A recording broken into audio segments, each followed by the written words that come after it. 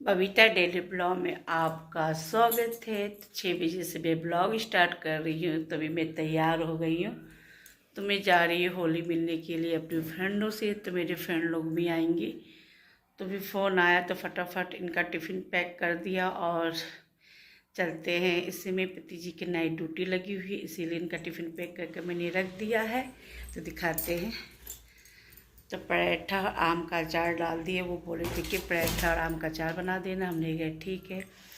तो चलते हैं, देखते हैं गाइस, शूट करते हैं तो शूट करें, क्योंकि मेरे फ्रेंडों लोग जल्दी मेरे ब्लॉग में नहीं आना चाहते। उन लोग थोड़ा मतलब थोड़ा सा वो नहीं होती, मतलब सामने कैमरा के सामने फेस नहीं होना चाहते। तो कोई बात नहीं, कोशिश करेंगे दिखाने की, नहीं तो कोई बात नहीं। तो चलते हैं अपने फ्रेंड से होली मिलने के लिए। तो मेरे ब्लॉग में आप लोग बने रहिएगा।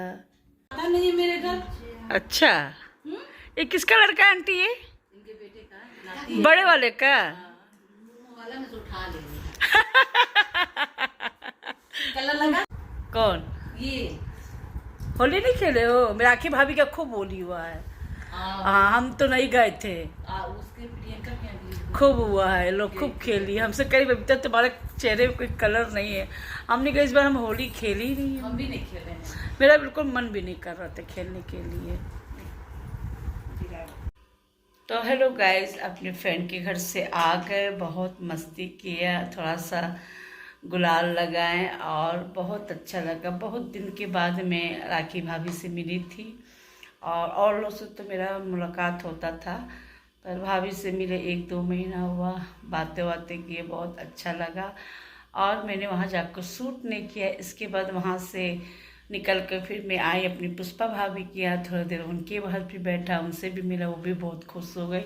तो बहुत दिन के बाद मैं गई थी पुष्पा भाभी के यहाँ भी। यानी मैं जब से नेपाल से आई, बहुत कम लोग के घर आना जाना मेरा हो रहा है, क्योंकि त्यौहार है। तो त्यौहार में घर का भी काम देखना होता है, फिर पति जी को भी देखना होता है। तो इसमें पति जी के 2-2 शिफ्ट भी चल रही है, तो इसीलिए थोड़ा सा मैं बिजी हो गई।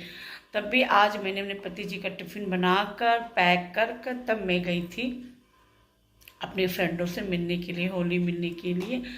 तो भाभी ने बुलाया भी है अपने घर में, तो किसी दिन टाइम निकालेंगे तो भाभी घर भी जाएंगे। बहुत दिन हुआ भाभी घर में, 2-3 महीना हुआ भाभी घर में हम नहीं गए हैं। तो जाएंगे होली मिलने के लिए।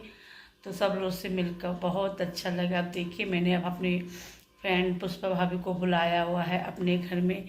हमने तुम कब आओगे? तो कह रही थी कि 1-2 दिन में मैं आऊँगी तुम्हारे घर ज़रूर।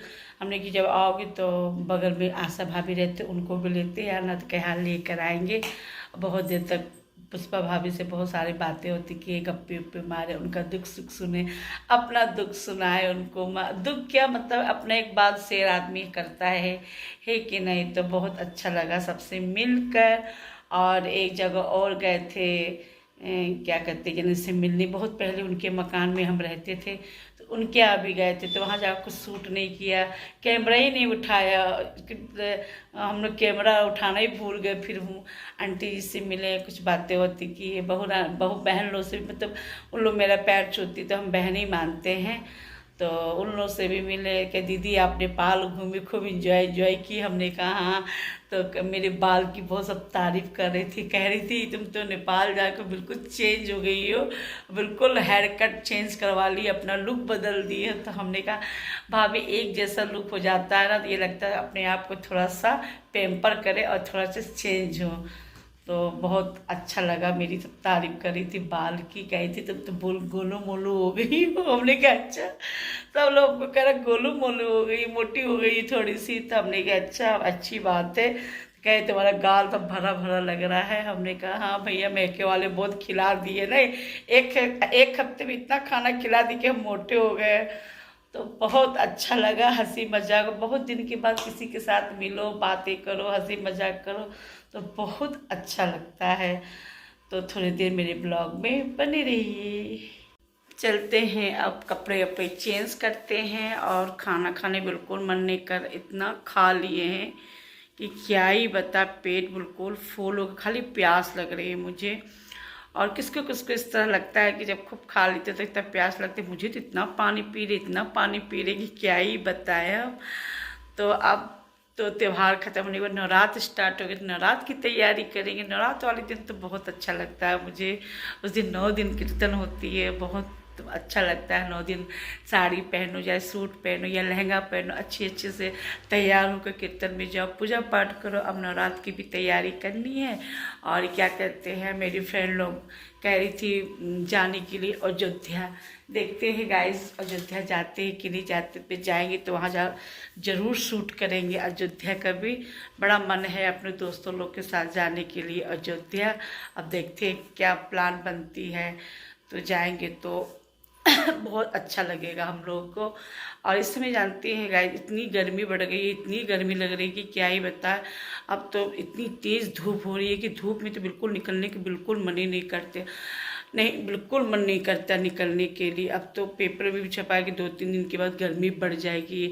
आप लोग की तरफ मौसम कैसा हुआ है ज़रूर कमेंट में बताइएगा।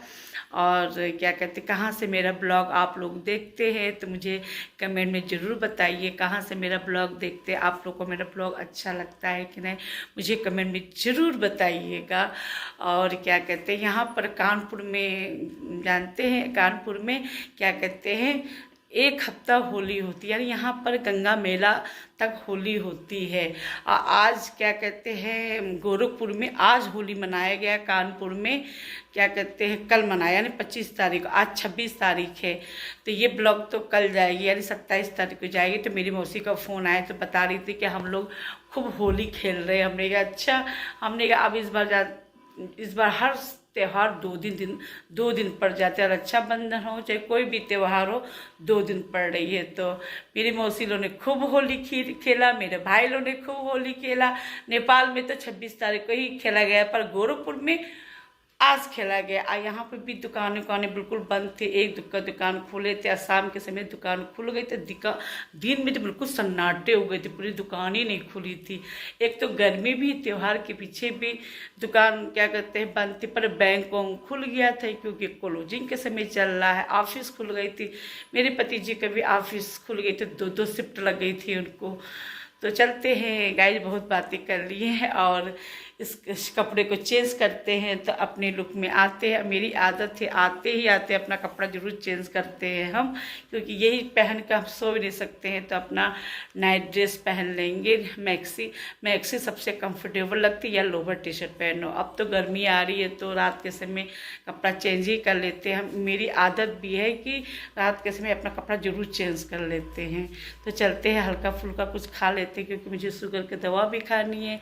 तो एक गुजिया पानी पी के तब शुगर की दवा खा लेंगे। खाना तो बिल्कुल नहीं खाएंगे क्योंकि इनके लिए पराठा बना दिए थे और दिन रात को कुछ बनाया ही नहीं हमने। ये बोली थी पराठा बना देना, तो मैंने फिर 4 पराठा बनाकर और आम का अचार देख कर इनको दे दिए।